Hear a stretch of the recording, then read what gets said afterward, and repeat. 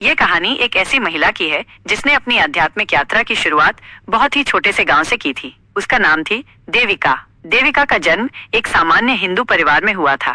वो बचपन से ही बहुत समर्पित और शांत स्वभाव की थी। उसके मन में हमेशा एक सवाल गूंजता रहता था, मनुष्य का असली उद्देश्य क्या है। गांव के मंदिरों में आते जाते साधुओं से वो अक्सर सवाल पूछती रहती थी, लेकिन कभी संतोषजनक उत्तर नहीं मिलता। एक दिन गांव के एक बड़े संत ने कहा, तुम्हें सच्चे ज्ञान की प्राप्ति तभी होगी जब तुम सांसारिक जीवन से पूरी तरह से हटकर आत्मा की ओर ध्यान दोगी। देविका के मन में ये शब्द गहरे उतर गए। उसने निर्णय लिया कि वह गृहस्थ जीवन से बाहर निकलेगी और साधना का मार्ग अपनाएगी। आध्यात्मिक यात्रा की शुरुआत। देविका ने घर छोड़ दिया और एक दूर के तपोभूमि की ओर चल पड़ी। उसकी मंजिल थी नागा साधु बनने का मार्ग। ये कोई आसान रास्ता नहीं था, खासकर एक महिला के लिए। लोग उसे देखकर हैरान होते थे, क्योंकि उस समय समाज में महिलाओं को साधु बनने का अधिकार नहीं माना जाता था। लेकिन देविका ने अपने मन में ठान लिया था कि वो अपने आत्मा के सत्य को जानने के लिए इस कठिन मार्ग पर चलेगी। एक दिन उसे एक महात्मा मिले जो नागा साधु थे।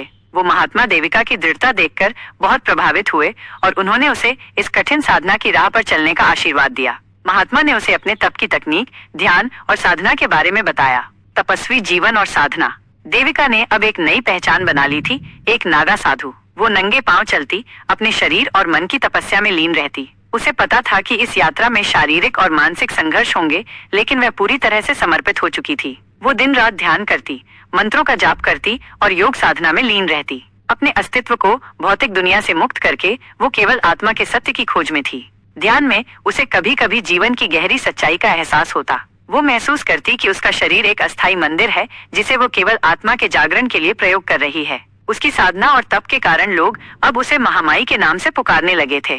सामाजिक संघर्ष। महिला नागा साधु होने के नाते उसे समाज में कई प्रकार की बाधाओं का सामना करना पड़ा। लोग उसे देखकर हैरान होते थे, कई लोग उसे अस्वीकार करते थे और कुछ तो उसे ताना भी मारते थे। लेकिन देविका ने कभी किसी की बातों को दिल से नहीं लिया। उसका विश्वास था कि वो सही मार्ग पर चल रही है और ईश्वर उसकी मदद करेंगे।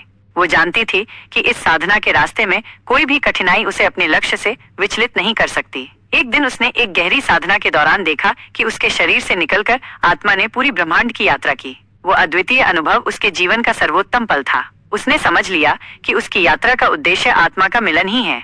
कुंभ मेला और महासाधना। कुछ सालों बाद देविका ने कुंभ मेला जाने का निश्चय किया। कुंभ मेला, जहाँ लाखों साधु संत एकत्र होते थे, वह स्थान था जहाँ उसने अपनी साधना को और गहरे स्तर पर पहुँचाने की कोशिश की। वहाँ उसने कई प्रसिद्ध महात्माओं से मिलकर उनकी शिक्षा ली और अपनी साधना में और गहराई डाली।